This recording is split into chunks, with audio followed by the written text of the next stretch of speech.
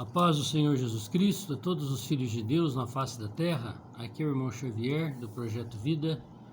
Nós estamos lendo a Bíblia, a Palavra de Deus, estamos lendo o Novo Testamento, livro de Atos, capítulo 20, versículo 5. Estes, indo adiante, nos esperaram em Troade, e depois dos dias dos pães asmos, navegamos de Filipos, e em 5 dias fomos ter com eles em Troade, onde estivemos 7 dias. No primeiro dia da semana, juntando-se os discípulos para partir o pão, Paulo, que havia de partir no dia seguinte, falava com eles, e alargou a prática até a meia-noite. E havia muitas luzes no cenáculo onde estavam juntos, e estando um certo jovem por nome Eutico, assentado numa janela, caiu do 3º andar, tomado de um sono profundo, que lhe sobreveio durante a noite o extenso discurso de Paulo, e foi levantado morto. Paulo, porém, descendo, inclinou-se sobre ele e, abraçando-o, disse: Não vos perturbeis, que a sua alma nele está. E subindo e partindo o pão e comendo, ainda lhes falou largamente até a alvorada, e assim partiu. E levaram vivo o jovem, e ficaram não poucos consolados. Melhor lugar de dormir é na reunião com os irmãos, na reunião da igreja. A igreja, o corpo de Cristo. Onde tiver 2 ou 3 no meu nome, ali eu estarei no meio deles. Que bom que o Eutico veio para a reunião cansado, com sono, e não suportou o discurso de Paulo e cochilou, e caiu do 3º andar. E o Senhor deu vida para ele. E os irmãos ficaram muito felizes de saber que não tinha acontecido nada de grave com o rapaz. Paulo passou a noite toda falando a palavra na comunhão. Nós precisamos ter esse prazer, essa alegria de estarmos junto com os filhos de Deus e termos comunhão da palavra de Deus. Sem pressa. Mesmo que a gente durma, está cansado, dorme aí na comunhão, não tem problema não. E eles se reuniam no primeiro dia da semana para partir o pão, para celebrar a mesa do Senhor. Para se lembrar daquilo que o Senhor tinha feito por eles, entregado a sua própria vida, seu próprio sangue, para a remissão de todos os pecados de todas as pessoas. Assim era o viver de Paulo, de cidade em cidade, vivendo o testemunho da unidade, daquele único pão partido por todos. Paulo, ele era por esse pão, o pão da unidade, o pão da comunhão.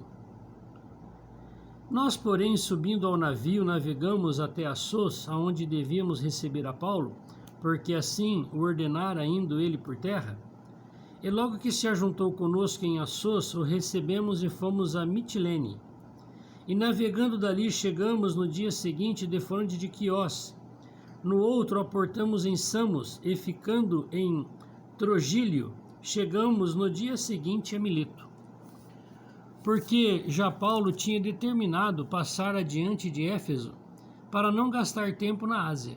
Apressava-se, pois, para estar, se lhe fosse possível, em Jerusalém no dia de Pentecostes.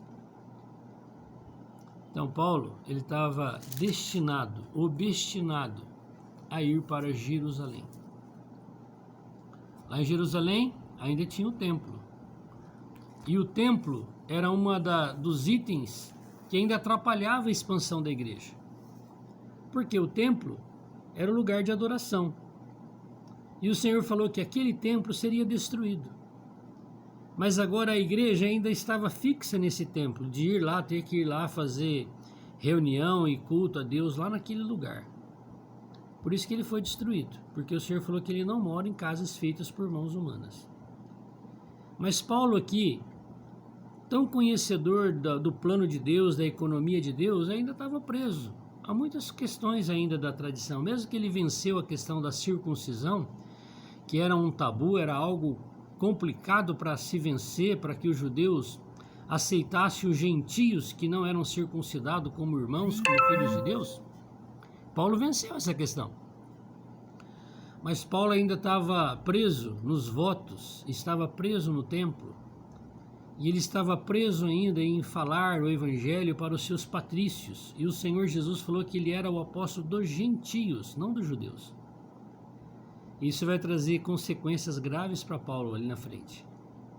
porque ele não deu atenção ao que o Senhor falou e da maneira que o Senhor falou. E hoje nós precisamos dar atenção ao que Deus fala e da maneira que Ele fala. E nós não colocarmos a nossa tradição e nem nossa opinião nas questões espirituais que Deus vai direcionar a gente. Se nós vamos nos tornar um vinho velho, num vaso velho. Mas se nós seguirmos a unção, o Espírito Santo, nós vamos nos tornar um vinho novo. E o vaso velho não vai suportar o vinho novo, ele vai partir. É isso que acontece com todos aqueles que querem viver no Espírito, comunhão com o Senhor e com a Palavra. O sistema religioso não irão suportá-los.